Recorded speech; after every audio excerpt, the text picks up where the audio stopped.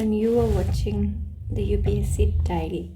So today we are going to talk about class 6 का chapter 9 which talks about methods of separation in everyday life, right? So इस chapter के जो main contents थे वो PPTs में हैं and I ensure you कि if you'll just read this much from the PPT that I have been teaching here, you won't be required to go through the NCERT books because all the important concepts are over here only. So see mixture क्या होता है? देखो, substance ऐसे substance जिसमें एक या एक से ज़्यादा कंपोनेंट होता है और उसको एक रेशो में मिक्स किया जाता है, उसको मिक्सचर कहते हैं, ठीक है। एग्जाम्पल, आप एयर ले लो। एयर में क्या है? बहुत सारे मिक्सचर्स हैं। जैसे एयर के अंदर नाइट्रोजन है, ऑक्सीजन है, कार्बन डाइऑक्साइड है, डस्ट पार्टिकल्स हैं। इन सब चीज़ों को मिल के एयर बनता है। It's a mixture of many gases. तो इसको हम क्या बोलेंगे? मिक्सचर, ठीक है। सो मिक्सचर मीन्स जब किसी सब्सटेंस में आप किसी सब्सटेंस को इक्वल प्रोपोर्शन या किसी पर्टिकुलर प्रोपोर्शन में जो है या रेशो में आप जो है मिक्स करते हैं, तो जो कंपोनेंट आपको मिलता है उसको आप क्या कहोगे? उसको आप कहोगे mixture, right. What is separation? Separation होता क्या है? जब आप किसी सब्सटेंस को किसी मिक्सचर से रिमूव कर देंगे। अब ये सब्सटेंस दो भी हो सकते हैं, दो चीज़ों का बना हुआ, या दो से ज़्यादा चीज़ों का बना हुआ भी हो सकता है। इसको सेपरेशन कहेंगे। मतलब the removal of substance from mixture of two or more substances is known as separation. For example, दो सब्सटेंस का मैं बताऊँ कि राइस से आप स्टोन्स, चावल से आप पत्थर को अलग कर रहे हो, तो ये दो सब्सटेंसेस का मिक्सचर का सेपरेशन हो गया। चर्निंग मिल्क और कर्ड टू सेपरेट बटर, ठीक है। ये यहाँ पे आपको फोटो में भी दिख रहा होगा। तो ये होता है सेपरेशन। हमें क्यों ज़रूरत है कि हम सेपरेट करें substances? Why do we need it? Why there is need to separate substance? So see, दो सब्सटेंस को सेपरेट हम क्यों करते हैं? So that you can find useful component. For example, milk को आप चर्न क्यों करते हो? ताकि आपको क्या मिल सके? बटर मिल सके। और इतना ही नहीं, यूज़फुल कंपोनेंट्स के साथ साथ आप नॉन यूज़फुल कंपोनेंट्स को हटाने के लिए भी जो है सेपरेशन करते हैं। फॉर एग्जांपल, चावल के अंदर स्टोन का कोई यूज़ नहीं है, या टी लीव्स को जब आप सेपरेट कर रहे हो तो वो भी क्या होता है? तो वो भी क्या होता है? Separating tea leaves. तो ये भी रिमूवल का एक जो है आपका ये है एडवांटेज है कि why should we remove. Impurities को रिमूव करने के लिए, हार्मफुल कंपोनेंट्स को रिमूव करने के लिए, जैसे इम्प्योरिटीज़ में सेपरेटिंग स्टोन फ्रॉम राइस। तो ये सब रीजंस होते हैं कि हमें क्यों सेपरेट करना चाहिए सब्सटेंसेस को एक दूसरे से। नाउ ये तो मैंने बता दिया कि सेपरेशन क्या होता है, क्यों सेपरेट करना चाहिए। But what is methods of separation? What are the methods of separation? So पहला आता है हैंड पिकिंग। इसमें आपको फोटो में दिख रहा होगा, हाथों से आप पिक करते हो। इस मेथड का इस्तेमाल किया जाता है to separate slightly larger size impurities, for example pieces of dirt, stone, husk from wheat, rices और पल्सेस। तो इन सब चीज़ों को जो है राइस और पल्सेस से स्टोन निकाल गए हैं, ठीक है, व्हीट से हस्क निकाल गए हैं, पत्थर निकाल गए हैं। ये सारी लार्जर साइज इम्प्योरिटीज़ आसानी से हाथ में आ जाते हैं, तो इसलिए हम इसको हाथ से रिमूव करते हैं, जैसे कि आप यहाँ पे देख रहे हो। So this is called hand picking. ये जो है किस बेसिस पे किया जाता है? What is the basis? It is done on the basis of differences in size, colour and shape of the particle. ये कन्वीनियंट मेथड है सिर्फ तब when the particles to be removed are present in small quantities and can easily be picked by hand। यानी कि कोई भी particles जो है जिसको रिमूव करना है वो छोटी क्वांटिटी में है। अब 1 किलो चावल में 2 किलो स्टोन है, तो आई डोंट नो, मतलब आप चावल को अलग करोगे या स्टोन्स को? ऑब्वियस सी बात है ना। स्मॉल क्वांटिटी में होना चाहिए, इसमें आप पार्टिकल्स को रिमूव करेंगे और जो ऐसे पार्टिकल्स इसमें प्रेजेंट होते हैं जो आसानी से हाथ में आ जाते हैं। थ्रेशिंग की बात करती हूँ, जैसा कि आपको फ़ोटो में दिख रहा होगा कि जो चावल होता है, जब चावल खेतों से निकलता है तो ऐसे पकड़ के इसको हाथ में इसको झाड़ते हैं, तो इससे जो ये देखो ग्रेन्स यहाँ पे आ जाएगी और ये जो हस्क है वो इधर हम जो है पाइल में इकट्ठा कर देंगे। So the process which is use to separate grain from stalk is called threshing. यहाँ पे देख लो, स्टॉक से ये क्या है? स्टॉक। इस स्टॉक्स को झाड़ के आपने क्या सेपरेट किया? ग्रेन सेपरेट किया। This process is called threshing, ठीक है। इस प्रोसेस में स्टॉक्स को बीट किया जाता है, यानी हाथों से बार बार मारा जाता है ज़मीन पे, ताकि ग्रेन सीड्स जो है वो फ्री होकर ज़मीन पे आ जाए। कभी कभी थ्रेशिंग इसलिए भी कभी कभी थ्रेशिंग जो है बुलॉक यानी कि बैल की मदद से भी की जाती है। मशीन्स का भी इस्तेमाल किया जाता है लार्ज क्वांटिटीज ऑफ ग्रेन को सेपरेट करने के लिए। ठीक है, ये ग्रेन है, this is called shaft and this part is called stock. Now what is winnowing? देखो, जब हैवियर सब्सटेंसेस में से और lighter component of a mixture को आप सेपरेट करते हो हवा के कारण या उसमें एयर ब्लो करके, तो उसको हम क्या बोलते हैं? विनोइंग। यानी कि it is a method in which you are separating heavier and lighter component both. किसी भी मिक्सचर से हैवियर या लाइटर कंपोनेंट को आप रिमूव कर रहे हो by the effects of wind और ब्लोइंग एयर।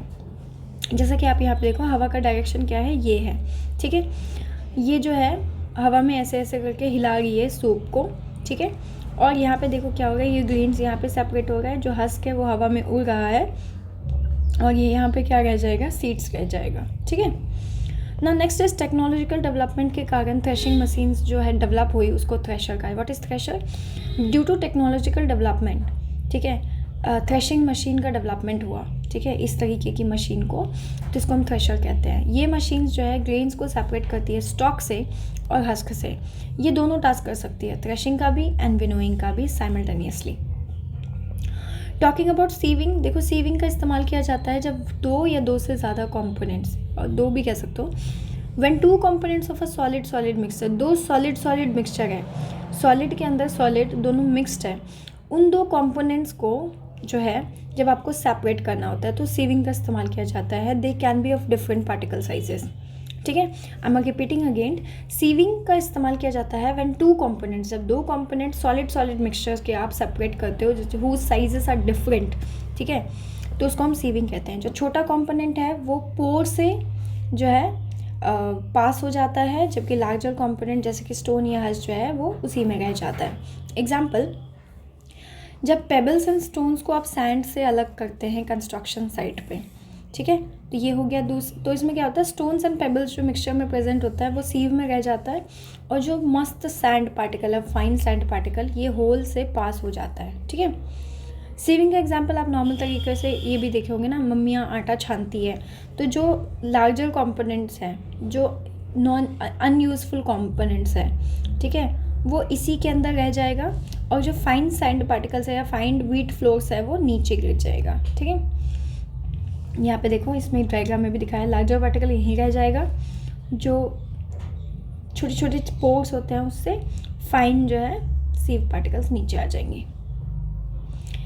इवेपोरेशन तो आपको पता ही है, जब वाटर को कन्वर्ट करते हो आप वेपर में, इसको इवेपोरेशन कहते हैं। मैंने स्टेट्स ऑफ वाटर जब पढ़ाया था तो उसमें भी मैंने इवेपोरेशन को डिटेल में समझाया था, वाटर साइकिल समझाया था। तो इवेपोरेशन कुछ नहीं है, जब वाटर वेपर में कन्वर्ट होता है तो उसको इवेपोरेशन कहते हैं। फॉर एग्जाम्पल, सॉल्ट जब सी वाटर से ऑब्टेन किया जाता है, उसमें कौन सा मेथड यूज़ होता है? इवेपोरेशन। ये एग्जाम्पल हमें आपके केस स्टडी में आ सकता है कि salt from sea water is separated by dash, तो इट्स इवेपोरेशन। ठीक है, वाटर वेपर में कन्वर्ट हो जाता है, सिंपल सी बात है। नॉर्मली भी आपको पता होगा, जैसे फॉर एग्जांपल आपने पानी को हल्के 100 डिग्री या 200 डिग्री सेल्सियस पर बॉईल करने के लिए छोड़ा, तो ये जो वेपर जैसा उसमें से निकलता है, दिस इज़ कॉल्ड ये क्यों होता है?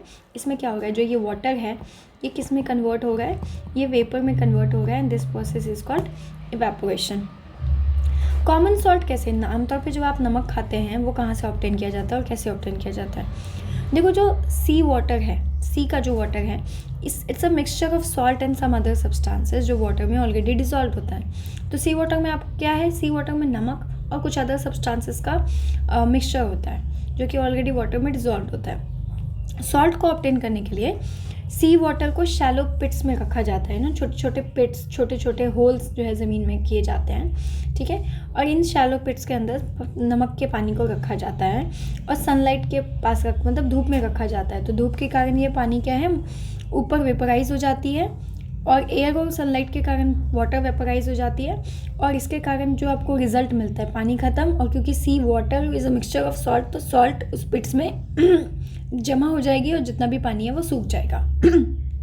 मतलब इसको करने में कुछ फ्यू डेज़ का टाइम लगता है, और वाटर इवेपोरेट हो जाता है पूरा का पूरा, living behind the solid mixture, that is salt.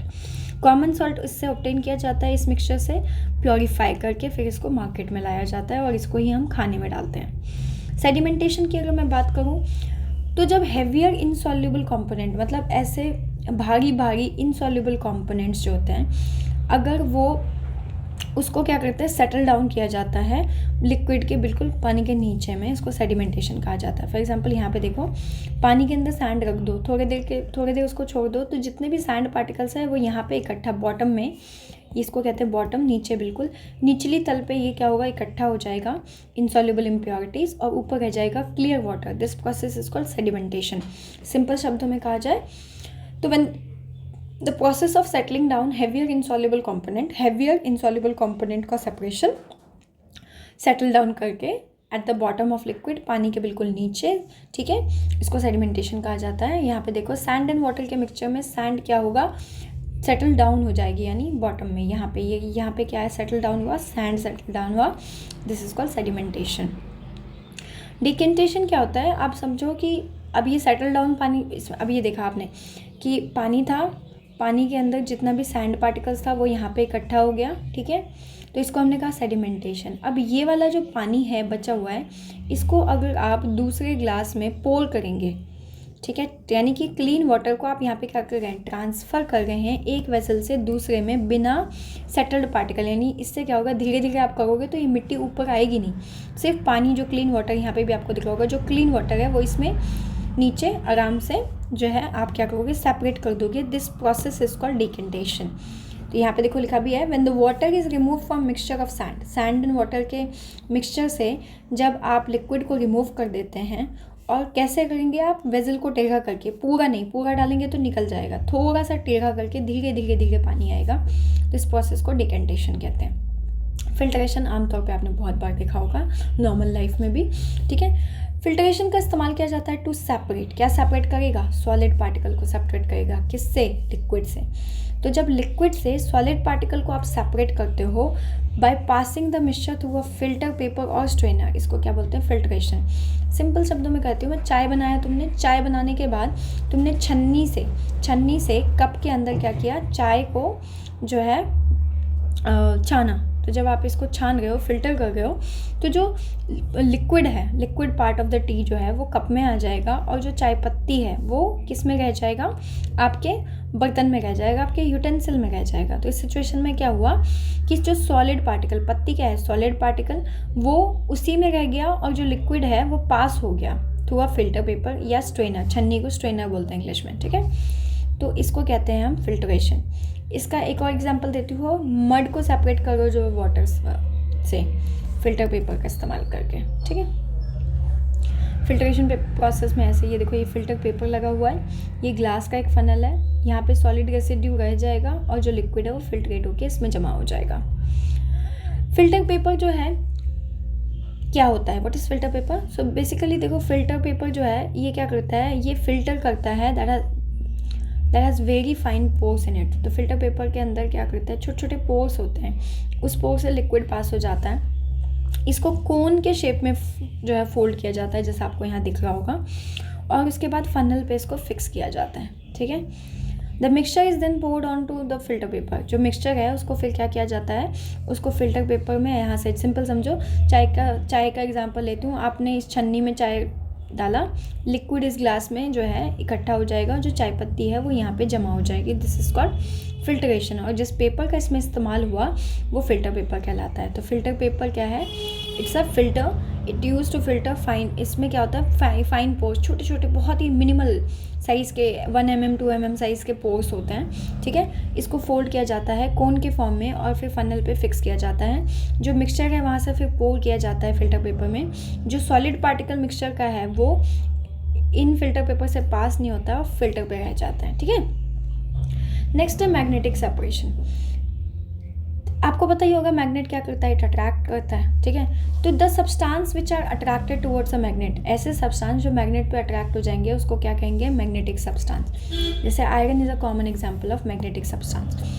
तो magnetic separation of magnetic and non magnetic substance, magnet से नॉन मैग्नेटिक सब्सटेंस को हटा देना with the help of magnet is called magnetic separation. यहाँ पे आप देख लो जैसे कि अब ये देखो आयरन सल्फर था, तो इसमें से आयरन जो है सारे के सारे क्या होंगे, ये क्या है, ये है आपका मैग्नेट। ये मैग्नेट क्या करेगा, इस पर्टिकुलर पाइल से जितना भी आयरन है, क्योंकि आयरन आसानी से अट्रैक्ट हो जाता है, इसके इसके पोल्स पे आयरन चिपक जाएंगे और यहाँ पे क्या है, सल्फर पाउडर रह जाएगा, आयरन फिलिंग अलग हो जाएगा. This process is called magnetic separation. ठीक है. Now so we are done with the chapter. Thank you so much for watching, and if you think my effort should be if you believe that my effort is helping you in any way, then do subscribe to the channel and also share it among your friends, क्योंकि exams आ रहे हैं, so it will eventually going to help them also. So subscribe, and thank you so much love for watching.